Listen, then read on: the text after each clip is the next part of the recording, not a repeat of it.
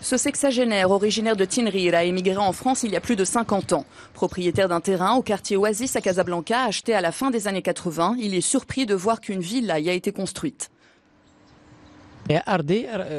C'est mon terrain, je l'ai acheté et je découvre qu'il a été vendu avec de faux papiers via un procédé que l'on appelle donation aumônière. Ça commence avec des faux en écriture, c'est le début. Et puis il y a un stratagème qui est justement de la vente et de l'acheteur de bonne foi. Et je puis vous assurer, je vais vous faire sourire, des fois l'acheteur de bonne foi se trouve être la femme ou le mari de la personne qui a spolié. Donc la personne spolie, il vend à un ami ou à son épouse.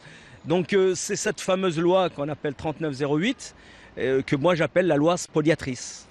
Un texte décrié car il ne protégerait pas assez les propriétés immatriculées à l'agence de la conservation foncière. Si un propriétaire ne s'en rend pas compte avant un délai de 4 ans, alors il y a prescription.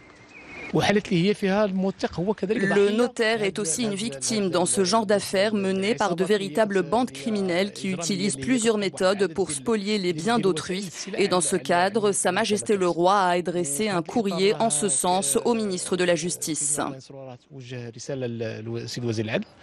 Les victimes ne cessent de faire des allers-retours dans les tribunaux pour faire valoir leurs droits et récupérer leurs biens. Des victimes qui se comptent par dizaines, aussi bien marocaines qu'étrangères. La ville de Casablanca est la plus concernée pour les cas de spoliation de biens, suivie d'El Jadida, Marrakech et Agadir.